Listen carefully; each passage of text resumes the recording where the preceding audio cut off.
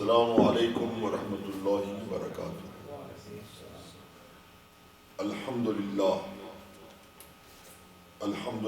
الذی خلق الانس والجان والصلاة والسلام علی النبی صاحب الامن والامان وعلی آلہ وصحبہ ما دام البلغان، اما بعد فاعوذ باللہ من الشیطان الرجیم، بسم اللہ الرحمن الرحیم۔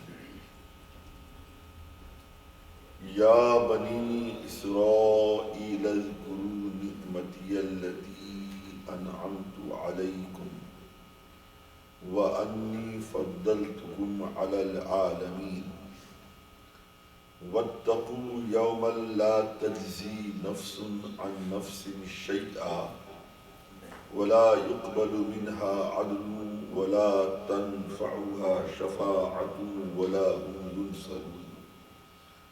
صدق اللہ العظیم وصدق رسوله النبی الحبیب الامین المتین الکریم، ونحن على ذلك لمن الشاہدین والشاکرین، والحمد للہ رب العالمین۔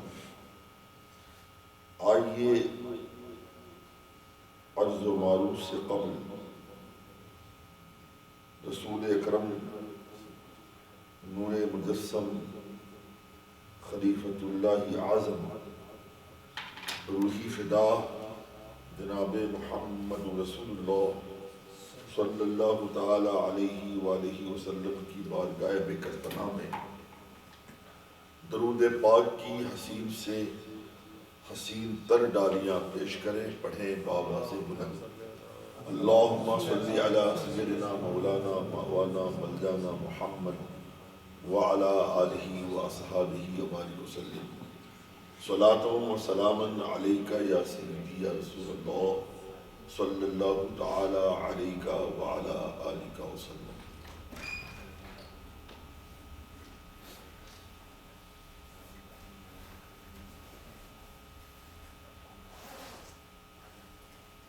بفضلہ تعالی یہ تفسیر قرآن کا پروگرام اس ترتیب چل رہا ہے اور یہ 5واں سال ہے۔ چونکہ ہر ہفتہ تفسیر بیان نہیں ہوتی، ایک ہفتہ درس بخاری شریف ہوتا ہے اور دوسرے ہفتے میں تفسیر قرآن کا بیان ہوتا ہے۔ اب یہ پہلا پارہ انشاءاللہ بہت جلد ختم ہو جائے گا۔ ہم نے آپ کے سامنے سورہ بقرہ کی 122ویں اور 123ویں آیات شریفہ کی تلاوت کی سعادت حاصل کی ہے۔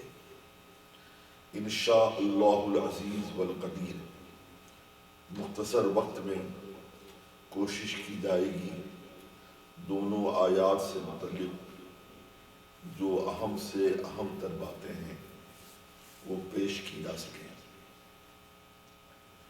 سب سے پہلے آپ دونوں آیات مقدسہ کا سلیس اردو میں آسان لب و لہجے میں با محاورہ ترجمہ سماعت فرمائیں۔ ارشاد باری تعالی عز و جل ہے، بسم اللہ الرحمن الرحیم۔ یا بنی اسرائیل،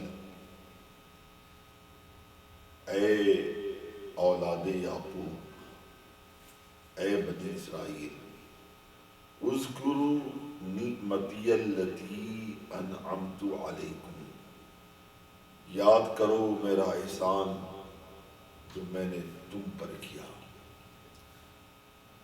وَأَنِّي فَضَّلْتُكُمْ عَلَى الْعَالَمِينَ، اور وہ جو میں نے اس زمانے کے سب لوگوں پر تمہیں بڑائی دی۔ وَاتَّقُوا يَوْمًا لَا تَجْزِي نَفْسٌ عَن نَفْسٍ شَيْئًا، اور ڈرو اس دن سے کہ کوئی جان دوسرے کا بدلہ نہ ہوگی. وَلَا يُقْبَلُ مِنْهَا عَدْلٌ، نہ اس کو کچھ لے کر چھوڑے. وَلَا تَنْفَعُهَا شَفَاعَةٌ، اور نہ کافر کو کوئی سفارش نفع دے. وَلَا هُمْ يُنصَرُونَ، اور نہ ان کی مدد ہو. یہ آپ نے دونوں آیات مقدسہ کا ترجمہ سماعت فرمایا. جیسا کہ ہمارا طریقہ ہے اس درس کا کہ ہم پہلے کچھ لفظی تفسیر بیان کرتے ہیں، لفظوں کی تشریح بیان کرتے ہیں تاکہ مفہوم سمجھنے میں آسانی ہو جائے. قرآن پاک میں یا جا بجا لفظ یا آتا ہے. ترجمہ آپ کو یاد ہو گیا ہوگا. یا کا معنی کیا ہے؟ اے. یہ خطاب کے لیے ہوتا ہے، ندا کے لیے ہوتا ہے، خطاب کے لیے ہوتا ہے. یا بنی، اصل میں ابن، عربی میں ابن کہتے ہیں لڑکے کو، اولاد کو، لڑکے کو. اس کی جمع آتی ہے بنون. ٹھیک ہے، اور بنون سے یہ بنی ہے چونکہ یہ حالت نسب میں ہے. ٹھیک ہے، اس لیے کہ ندا کے حرف ندا کے بعد جو لفظ بنی آ رہا ہے یہ لفظ اسرائیل کا مضاف ہے، تو مضاف ہونے کی بنیاد پر وہ حالت نسب میں ہے، یعنی وہاں فتح آنا چاہیے. چونکہ بنون کو اگر ہم حالت نسب میں لے کے آئیں گے تو وہ بنین ہو جائے گا.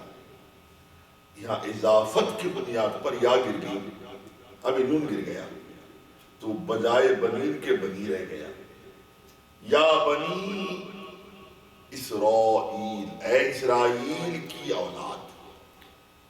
میں نے بارہا عرض کیا ہے اسرائیل کس کا نام ہے؟ حضرت یعقوب علیہ السلام کا.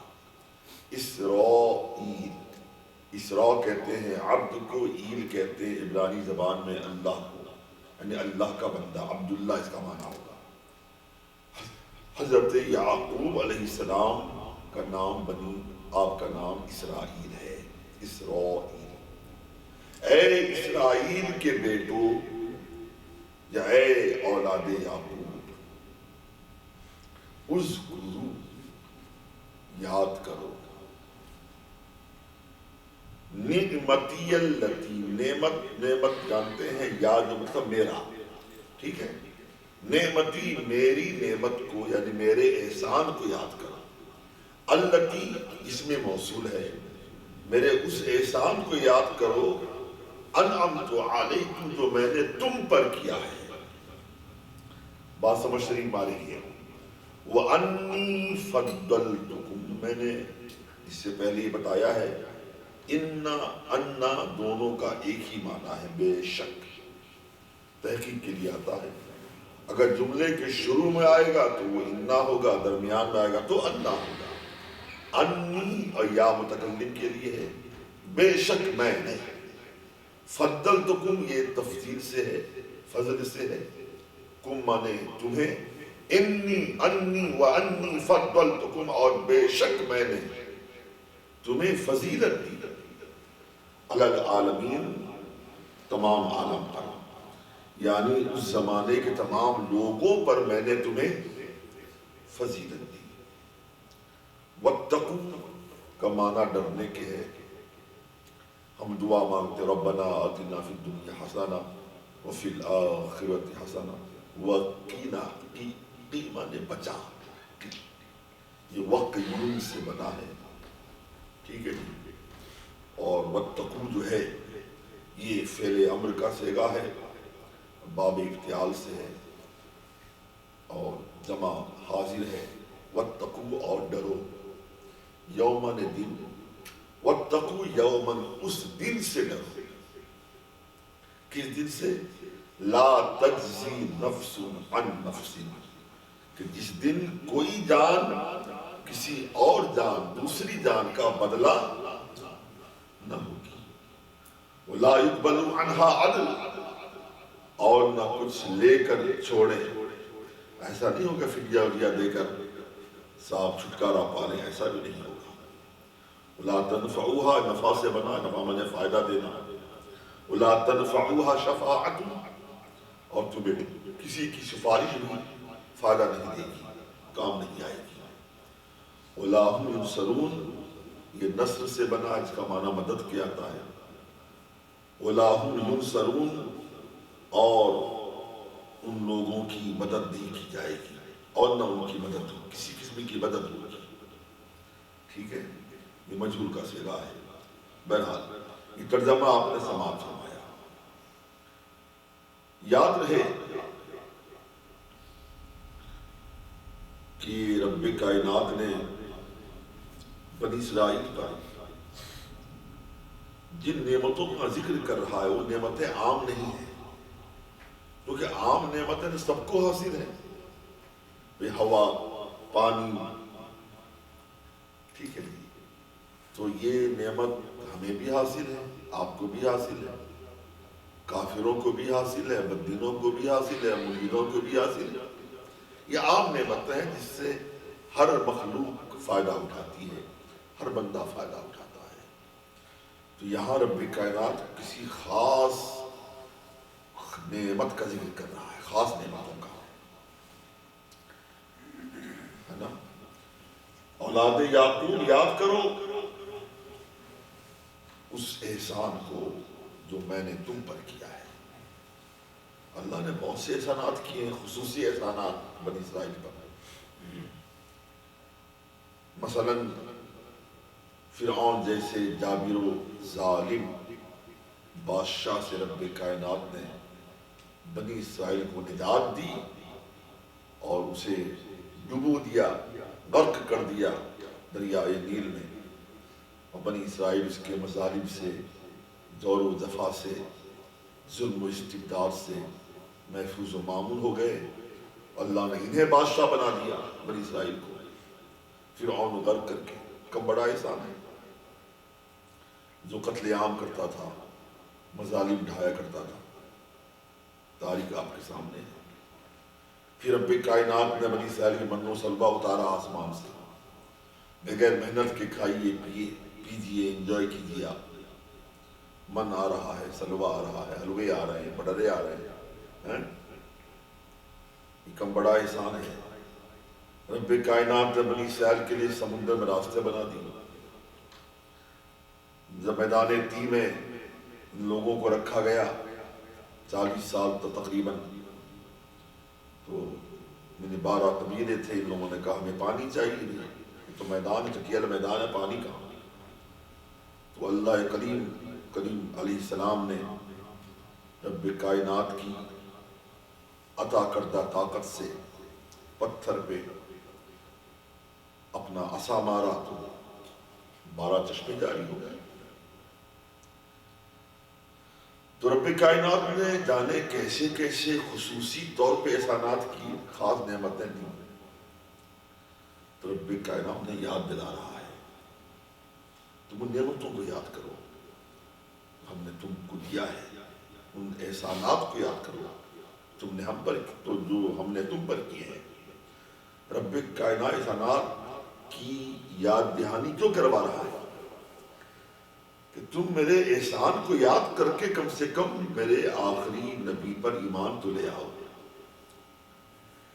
اچھا، رب کائنات نے قرآن مقدس میں جہاں جہاں سابق انبیاء کی امتوں کو یاد کیا یا خطاب کیا تو ان کے نام لے کر اے اولاد یعقوب، اے بنی اسرائیل، اے قوم موسیٰ، اس انداز سے. لیکن رب کائنات نے قرآن مقدس میں کہیں اس انداز سے ہمیں اور آپ کو یاد نہیں کیا. جب اپنے حبیبی کی امت کو یاد کیا تو بہت ہی پیارے خطاب کے ساتھ، یا ایھا الذین آمنوا، اے ایمان والو. یہ جو ہمیں اعزاز ملا ہے رسول پاک صلی اللہ علیہ وسلم کی بنیاد پر، جیسے رب کائنات نے دیگر انبیاء کا نام لے کے پکارا قرآن مقدس میں، یا آدم، یا موسیٰ، یا عیسیٰ، یا ابراہیم، لیکن کہیں بھی قرآن پاک میں رب کائنات نے رسول پاک صلی اللہ علیہ وسلم کا نام لے کر نہیں پکارا، بلکہ مختلف القاب کے ساتھ، یا مزمل، یا ایھا المزمل، یا ایھا المدثر، کہیں یاسین کہا، کہیں طٰہٰ کہا، کہیں یا ایھا النبی کہا، یا ایھا رسول کہا۔ ایسے ہی سرکار کی امت کو بھی جو اللہ نے یاد کیا تو نام لے کر نہیں، بلکہ اے ایمان والوں کے خطاب فرمایا۔ تو رب کائنات فرما رہا ہے کہ بنی اسرائیل، تم سرکشی کیوں کر رہے ہو، اپنی عاقبت برباد کیوں کر رہے ہو؟ چونکہ تم نبی کی اولاد ہو، ہم نہیں چاہتے کہ تم جہنم میں جاؤ، شرک و کفر کرو۔ تم نبی کی اولاد ہو تو تم تاریخ یاد کرو، ہم نے کیسی کیسی نعمتیں تمہارے آبا و اجداد کو دی ہیں، کیسے کیسے احسانات کیے، کم سے کم ان احسانات کی بنیاد پر تو ایمان لے آؤ۔ اور وَأَنِّي فَضَّلْتُكُمْ عَلَى الْعَالَمِينَ، اور ہم نے تمہیں پورے عالم پر فضیلت دی۔ تو یاد رہے کہ اسی آیت کو لے کر جناب یہودی یہ بولتے تھے صحابہ کرام سے، دیکھو ہم تم سے افضل ہیں، یہ ہم نہیں کہتے، تمہارا قرآن کہتا ہے وَأَنِّي فَضَّلْتُكُمْ عَلَى الْعَالَمِينَ، کہ ہم نے بنی اسرائیل کو سارے عالم میں فضیلت دی ہے، تو ہم عالم میں تم بھی تو داخل ہو، ہم تم سے افضل ہیں۔ تو اس کا جواب یہ ہے کہ یہ فضیلت اللہ نے عطا کی تھی بنی اسرائیل کو، یہ ہر زمانے کے نہیں ہے، انہی کے زمانے کے لوگوں پر فضیلت تھی۔ یا یوں کہہ دو کہ جب تک نبی پاک صلی اللہ علیہ وسلم کی امت نہیں آئی، سرکار تشریف نہیں لائے تھے، ان کی فضیلتیں تھیں۔ سرکار تشریف لانے کے بعد ظاہر سی بات ہے یہ سرکار سارے نبیوں سے افضل ہیں، ایسی آپ کی امت بھی ساری امم سابقہ سے افضل ہے۔ ایسے ہی سرکار کے صحابہ جملہ انبیاء کے صحابہ سے افضل ہے، ٹھیک ہے۔ تو وہ ڈینگیں مانتے تھے، مگر بات یہ نہیں ہے، ان کی فضیلت ان کے زمانے تک محدود تھی۔ کہ سرکار تشریف لے آئے تو ان کی سرکار کی امتیں ساری امتوں سے افضل ہو گئی۔ اب نہ کوئی نبی آئے گا نہ امتیں آئیں گی، تو پہلے امتیں تھیں ان سے بھی افضل ہیں۔ بھلا افضل کیوں نہ ہو سرکار کی امتیں؟ یہ وہ خوش نصیب امت مصطفیٰ صلی اللہ علیہ وسلم ہے۔ اسی کلام مقدس میں آگے یہ آیتیں آئیں گی، کل قیامت کے روز امت مصطفیٰ صلی اللہ علیہ وسلم یہ انبیاء کا گواہ بنے گی نا، انبیاء کی گواہ بنے گی۔ جب انبیاء کا علیہ السلام کی کافر امتیں اپنے اپنے نبی کے خلاف رب کائنات کی بارگاہ میں یوں کہیں گے، مولا تعالیٰ ہم نے کفر کیا، شرک کیا، ہمارا کیا قصور ہے؟ تیرے نبیوں نے ہمیں کوئی بتایا ہی نہیں۔ اگر تیرے نبی ہمیں بتاتے کہ کفر کیا ہے، شرک کیا ہے، حرام کیا ہے، حلال کیا ہے، غلط کیا ہے، صحیح کیا، ہم مان لیتے، عمل کرتے۔ تیرے نبی نے ہمیں کچھ بتایا ہی نہیں، تو اس میں ہمارا کیا قصور ہے؟ تو ایسی صورت میں جناب انبیاء کرام سے رب کائنات پوچھے گا، میرے نبیوں بتاؤ کیا یہ صحیح کہہ رہی ہے تمہاری امت ہے؟ تم نے میرا پیغام نہیں پہنچایا، میرے احکام نہیں پہنچائے، میرے اوامر جو ہم نے اوامر دیے تھے نہیں پہنچائے، نواہی نہیں پہنچائے۔ کہا خداوند جو ہماری امتیں جھوٹ بول رہی ہیں، تم نے جو کچھ ہمیں حکم دیا تھا، بھلا اتنی ہماری وسعت ہے ہم تیرے حکم کے خلاف کوئی کام کر سکیں؟ ہم نے تیرے احکام کو مینو عن مکمل ہو بہو سارے احکام ان تک پہنچائے۔ یہ امتیں جھوٹی ہیں، جھوٹ بول رہی ہیں، انہوں نے ہماری باتیں نہیں مانی، تیرے احکام کی تعمیل نہیں کی۔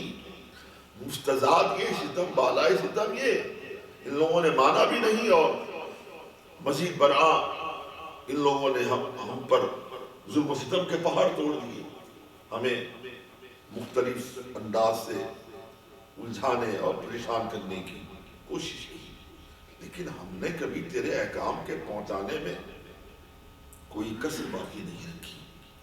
ہم نے ان کے ظلم کی پرواہ نہیں کی، ان کے دور و دفاع کی پرواہ نہیں کی، بلکہ ہم نے تیرے سارے احکام کو مکمل طور پر تک پہنچایا ہے۔ یہ لوگ جھوٹ بول رہے ہیں، ہماری امتیں جھوٹ بول رہی ہیں۔ تو رب کائنات پھر انبیاء کرام سے فرمائے گا، میرے نبیوں، میرے پیغمبروں، یہ تم کہہ رہے ہو یہ امت جھوٹ بول رہی ہے، تمہارا دعویٰ ہے، دلیل لاؤ، گواہ لے کے آؤ، تم نے میرے پیغام، میرے پیغامات، میرے احکام پہنچائے ہیں، کون گواہ ہے؟ تو ایسے موقع پر انبیاء کرام علیہ السلام بطور گواہ کس کو پیش کریں گے؟ رسول کائنات صلی اللہ علیہ وسلم کی امتوں، سمجھا؟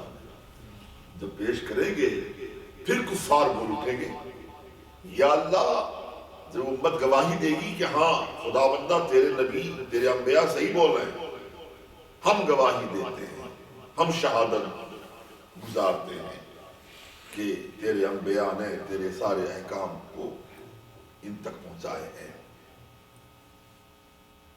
سارے احکام ان تک پہنچائے ہیں۔ تو انبیاء کرام کی کافر امتیں بولیں، خداوندہ یہ نبی آخر الزمان کی امت کی گواہی قابل قبول نہیں ہے، اس لیے کہ ہمارے زمانے میں امت تھی نہیں، ہمارے دور میں۔ اب گواہ کے لیے ضروری ہے حاضر بھی ہو، ناظر بھی ہو نا اسپاٹ پہ۔ جب یہ امت ہمارے زمانے میں تھی ہی نہیں، گواہی کیسے قبول کر لی جائے؟ جھوٹی گواہی ہے۔ تو ایسے موقع پر قربان جائیے، ہمارے آپ کے ساری کائنات کے آقا رسول گرامی صلی اللہ تعالی علیہ وسلم تشریف لائیں گے، فرمائیں خداوندہ یہ میری امت کو یہ جھوٹے کہنے والے خود جھوٹے ہیں، میری امت جھوٹی نہیں ہے، گواہی جھوٹی گواہی نہیں ہے۔ ٹھیک ہے میری امت ان انبیاء کے زمانے میں تھی نہیں، ان کافروں کے زمانے میں تھی نہیں، لیکن میں نے انہیں بتایا تھا کہ تیرے ہر نبی نے، تیرے سارے نبیوں نے تیرے تمام احکام تک پہنچائے ہیں۔ پھر اس کے بعد انبیاء کرام کے حق میں ڈگری ہو جائے گی، انبیاء کرام کامیاب ہو جائیں گے، ہے نا؟ تو ایسی امت سے بھلا کوئی اور امت افضل کیسے ہو سکتی ہے؟ یہ وہ امت ہے جو انبیاء کی گواہ ہے، اور مدعی کو سب سے پیارا گواہ ہوتا ہے۔ گواہی تو جان ہے مدعی کے لیے، گواہ اگر تگڑا نہ ہو، گواہ نہ ہو تو مدعی کیا کرے گا؟ دعویٰ ہی رہ جائے گا۔ تو رب کائنات فرماتا ہے کہ بنی اسرائیل اولاد یعقوب، ہم نے تمہیں فضیلت دی، تمہارے زمانے میں تمام لوگوں پر ہمیں تم پہ بڑے احسانات کیے ہیں، کم سے کم احسانات کے بدلے، احسانات کی بنیاد پر نبی آخر زمان پر ایمان تو لے آؤ، جہنم کا ایندھن بننے سے اپنے آپ کو بچا لو۔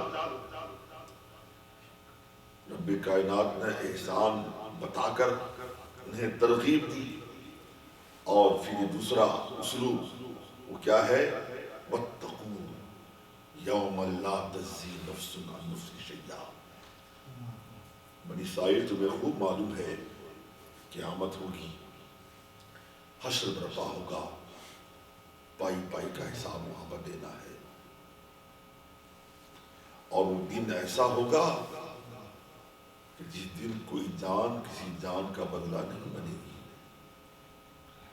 نہ کچھ لے کر چھوڑ دیا جائے گا، نہ کسی سفارش کام آئے گی، نہ کسی کی مدد وہاں پہ کارگر ثابت ہو سکتی ہے۔ یاد رہے یہ تمام چیزیں کافروں کے لیے فائدہ مند نہیں ہیں، مگر مومنوں کے لیے۔ جو شفاعت کا انکار کرتے ہیں، ٹھیک ہے، جو اس قسم کا ذہن دیتے ہیں کہ انبیاء کرام ہمارے آقا صلی اللہ علیہ وسلم معاذ اللہ کام نہیں آئیں گے، ہم جو 11ویں مناتے ہیں غوث اعظم کی، ان کی یاد کرتے ہیں، اور یہ اللہ کو یاد کرتے ہمارے کام نہیں آئیں گے. یہ اس قسم کی آیت کو پیش کر کے لوگ مغالطہ دیتے ہیں. یہ آیتیں یہ باتیں تو کافروں کے لیے کہی گئی نا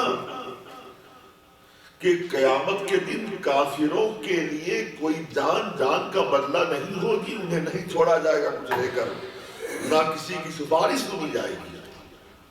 جہاں تک معاملہ مومنوں کا ہے تو جناب علی آیت قرآنیہ بھی ہے اور احادیث بڑی پڑی ہے اس سلسلے میں.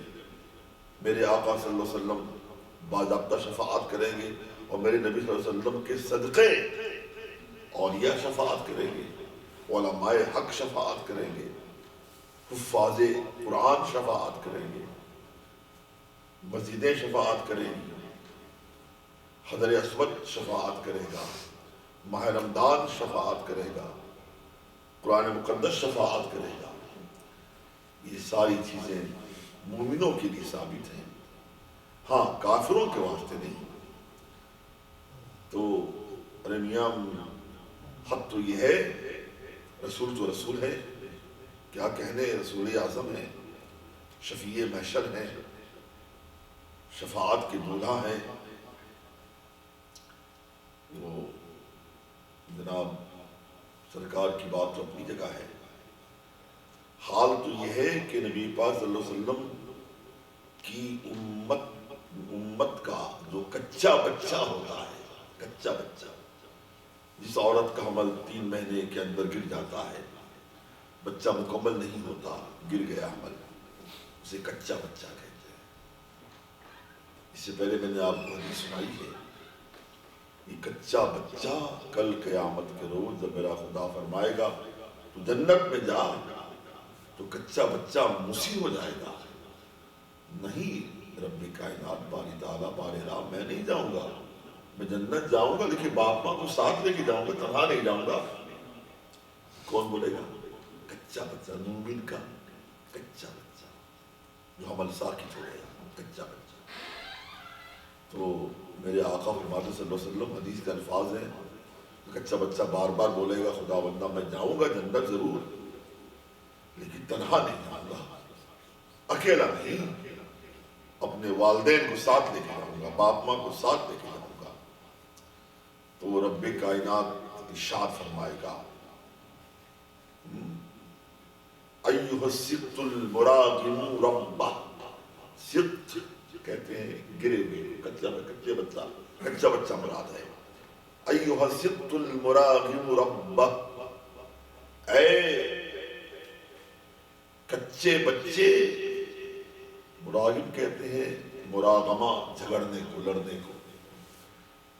میرا خدا فرمائے گا، اے اپنے رب سے جھگڑنے والے کچے بچے، رب سے مت جھگڑ، باپ ماں کا ہاتھ پکڑ اور جنت میں چلا جا. محترم غور کرنے کا مقام ہے نا، جب مومن کے کچے بچے کی یہ شان ہے کہ وہ والدین کو لے کر جنت جائے گا، شفاعت کی سنی جائے گی. اب جہاں تک اولیاء اللہ کا معاملہ ہے، علماء حق کا معاملہ ہے، رسول پاک کا معاملہ ہے، یقیناً شفاعت حق ہے، احادیث سے ثابت ہے. نبی پاک صلی اللہ علیہ وسلم شفاعت فرمائیں گے. ابھی عنقریب 15ویں شب شعبان آنے والی ہے، شب برات. وہ حدیث پاک آپ پھر سے سنیں گے کہ میرے آقا فرماتے ہیں کہ رب کائنات نے ہر نبی کو کچھ اختیارات دیے، تو انبیاء کرام علیہ السلام نے تمام اختیارات کو اپنی حیات ظاہری میں استعمال کر لیا. اور میں نے ایک اختیار بچا رکھا ہے قیامت کے لیے. اختیار کیا ہے؟ اختیار شفاعت ہے. اور پھر شفاعت پھر ان حضرات کے لیے ہے جو گناہ کبیرہ کی مرتکب رہے ہیں، مومن تھے مگر گناہ کبیرہ کرتے رہے، اہل کبائر. سرکار نے اس اختیار شفاعت کو محفوظ کر رکھا ہے. اور یہ اختیار رب کائنات نے نبی پاک صلی اللہ علیہ وسلم کو 15ویں شب شعبان کو عطا فرمایا تھا۔ تو اس قسم کی حدیثیں بھری پڑی ہیں، قرآنی آیات بھی ہیں، تو یقیناً وہاں پہ مدد پہنچے گی مومنوں کو، ان کے لیے شفاعت بھی ہوگی۔ اور اس میں آپ کنفیوز نہ ہوں، اصل میں شفاعت جو ہے یہ کئی قسم کی شفاعتیں وہاں عمل میں آئیں گی قیامت کے روز۔ ایک شفاعت عامہ ہے، اس میں سارے معاشر والے فائدہ اٹھائیں گے۔ وہ کیا شفاعت ہے؟ جیسا کہ آپ نے سنا ہے کہ حشر کا دن 50,000 سال کے برابر ہوگا، لمبا دن ہوگا، اتنا طویل 50,000 سال، اور سورج سر کے اوپر ہوگا، سوا نیزے پر، سخت ترین گرمیوں کی اندازہ لگا لیں، گرمیاں موسم آنے والا ہے، یہ سورج چوتھے آسمان پہ ہے، پشت کیے ہوئے ہے، تو حالت کیا ہوتی ہے صاحب گرمی سے، اور وہاں وہ فرنٹ کیے ہوئے ہوگا سورج، اور سوا نیزے سر کے اوپر ہوگا، یہ 50,000 سال کا دن ہے۔ سارے محشر والے پریشان ہو جائیں گے، کیا کیا جائے؟ چلو ایسا کرتے ہیں، کوئی سفارشی ڈھونڈتے ہیں۔ یہاں تو بولتے رہے وسیلہ شرک ہے، وسیلہ شرک ہے، جو مانگو اللہ سے مانگو، ڈائریکٹ مانگو۔ کل مجبور ہو کر سارے محشر والے، وہاں یہ سارے کفار بھی ہوں گے، مشرکین ہوں گے، دیابنا ہوں گے، وہابیہ ہوں گے، ملحدین ہوں گے، بدعقیدے ہوں گے، سارے کے سارے متفق ہو کر تو سفارشی ڈھونڈا جائے۔ کوئی نہ بولے گا چلو نمازیں لے کے جاتے ہیں اللہ کی بارگاہ میں، یا اللہ نماز، ہماری نمازوں کے بدلے ہمیں اتنے طویل دن سے ہمیں محفوظ فرما لے، محشر کی طوالت سے، محشر کی گرمی سے۔ کوئی نہیں کہے گا چلو روزے لے کے جاتے ہیں اللہ کی بارگاہ میں، روزوں کو سفارشی بناتے ہیں۔ کوئی نہیں بولے چلو حج کو لے کے جاتے ہیں، زکوٰۃ لے کے چلتے ہیں، صدقات و خیرات لے کے چلتے ہیں، بلکہ کوئی نماز، روزے، حج و زکوٰۃ اعمال کی بات نہیں کرے گا، سفارشی ڈھونڈیں گے۔ واقعہ آپ کو معلوم ہے کہ ہر نبی کے پاس جائیں گے سارے محشر والے، ہر نبی وہی جواب دیں گے، ہمارے دعوے کے پاس جاؤ۔ آخر میں کہاں پہنچیں گے؟ حضرت عیسیٰ علیہ السلام کے پاس۔ تو آپ ہی بتائیں گے یار تم لوگ کہاں تم شفیع ڈھونڈ رہے ہو، کہاں تم گھوم رہے ہو؟ تمہیں نہیں معلوم آج اگر کسی کی شفاعت سنی جائے گی تو وہ ذات بابرکات ہے نبی آخر الزمان رسول کائنات صلی اللہ علیہ وسلم کی، ان کی بارگاہ میں جاؤ۔ حدیثیں بتاتی ہیں کہ یہ سفارشی ڈھونڈنا، ہر نبی کے پاس جانا ان کا جواب جو اس غیری جواب ملے گا، ان ساری چیزوں میں 25,000 سال گزر جائے گا۔ تو غور کرنے کا مقام ہے کہ 25,000 سال محشر کی گرمی، لمبا دن، کس قدر جاگاہ عالم ہوگا بتائیے۔ تو جب 25,000 سال گزر جائیں گے، عیسیٰ علیہ السلام بتائیں گے کہ آج شفاعت کا دولہ حبیب خدا کی ذات گرامی ہے، ان کی بارگاہ میں جاؤ۔ میں اکثر بتاتا ہوں کہ نہیں، اگر یہی بات تھی تو اتنے ہر نبی کے پاس ہم جائیں، سارے محشر والے جائیں گے، تو سیدھے اگر عیسیٰ علیہ السلام کے پاس آ گئے ہوتے تو معلوم ہو گیا ہوتا۔ حدیث کہتی ہے کہ سب کو معلوم ہوگا کہ شفیع محشر نبی پاک صلی اللہ علیہ وسلم ذات گرامی ہے، لیکن سب بھلا دیے جائیں گے، سوائے عیسیٰ علیہ السلام کے کسی نبی کو بھی یاد نہیں ہوگا، سب بھلا دیے جائیں گے۔ اس کی وجہ کیا ہے؟ اگر سیدھے محشر والے سرکار کی بارگاہ پہنچ جاتے تو جو یہاں جو بدتمیزیاں کرتے ہیں، بکواس کرتے ہیں، وہاں بھی کر سکتے تھے۔ یار کون سا کمال کر دیا نبی پاک صلی اللہ علیہ وسلم نے. ہم کسی اور نبی کے پاس جاتے تو ہمارا کام بن جاتا. ہم کسی اور کے پاس جاتے تو وہ شفاعت کر دیتے ہمارے لیے. تو رب کائنات نے دروازہ بند کر دیا. ہر نبی کے پاس جاؤ تمہیں معلوم ہو جائے کہ آج شفاعت کا دولہا کون ہے, شفاعت کرنے والا کون ہے, اور شفیع محشر کون ہے, شافع میدان حشر کون ہے. تبھی تو استاد زمان نے کتنی پیاری بات کہی ہے, فقط اتنا سبب ہے انعقاد بزم محشر کا, فقط اتنا سبب ہے انعقاد بزم محشر کا. یا رسول اللہ تمہاری شان محبوبی دکھائی جانے والی ہے,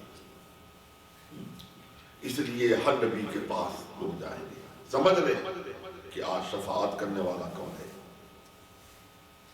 بالآخر عیسیٰ علیہ السلام کے بتانے پر امتیں حشر محشر والے سرکار کی بارگاہ میں جائیں. حدیث کہتی ہے سرکار منتظر ہو کے انتظار کر رہے ہیں, تو میرے آقا فرمائیں گے ارے محشر والوں تم لوگ کہاں تھے, میں تمہارا کب سے انتظار کر رہا ہوں. انا لہا انا لہا انا لہا. سرکار فرمائیں گے ہاں میں ہی شفاعت کر رہا ہوں, میں ہی شفیع محشر. تو یہ ایک شفاعت ایسی ہے جس سے سارے محشر والوں کو فائدہ پہنچے گا. طوالت محشر سے, گرمی محشر سے, اس لمبے دن سے لوگ نجات جو پائیں گے, اس شفاعت میں سب کو فائدہ ملے گا. خواہ جیسے بھی ہوں, کفار ہوں, مشرک ہوں, بددین ہوں, بدعقیدے ہوں, ملحد ہوں. لیکن جو شفاعت میرے آقا صلی اللہ علیہ وسلم, ایک شفاعت وہ ہے جو فقط ان مومنوں کے لیے ہے جو گناہگار ہوں گے. ٹھیک ہے, یہ شفاعت صرف مومنوں کے لیے ہوگی, گناہگار مومنوں کے لیے, کسی اور کے لیے نہیں, کسی کافر بددین بدعقیدے کے لیے نہیں, بددین کے لیے نہیں, بد مذہب کے لیے نہیں, فقط گناہگار امتوں کے لیے, گناہگار مومنوں کے لیے یہ شفاعت ہوگی. اور ایک شفاعت سرکار کی ہوگی کہ وہ نیکوں کے لیے ہوگی, متقیوں کے لیے, پرہیزگاروں کے لیے, اللہ کے پیارے بندوں کے لیے. جنت جانے کا فیصلہ ہو چکا ہوگا. یہ سرکار کی شفاعت سے ان کے درجے بڑھا دیے جائے. کوئی بی کلاس میں ہے تو اے کلاس میں چلا جائے, اے کلاس میں تو A1 پہ چلا جائے. بات سن پا رہی ہے. تو لہٰذا یہاں جو انکار ہے کہ جان کسی جان کا بدلہ نہیں بنے گی, کچھ لے کر چھوڑا نہیں جائے گا, شفاعت سفارش نفع بخش نہیں ہوگی, نفع نہیں دے گی, کسی مدد نہیں ہوگی, کس کے لیے؟ کافروں کے لیے, ہمارے لیے نہیں ہے. بحمدہ تعالیٰ القیامت کے روز میرے آقا صلی اللہ علیہ وسلم بھی ہماری شفاعت فرمائیں گے, اور آپ کے صدقے و طفیل اولیاء اللہ, اغواث, اقطاب, ابدال, اخیار, ابرار, صوفیاء کرام, علماء حق, یہ سارے کے سارے بھی شفاعت کریں گے. رب کائنات ہمارے آپ کے ایمان کی حفاظت فرمائے, اور ہمیں تا دم حیات مولا تعالیٰ ایمان پر ہمیں قائم فرمائے, اور ایمان پر ہمارا خاتمہ فرمائے. وما علیہ الا البلاغ المبین. کوئی سوال ہو تو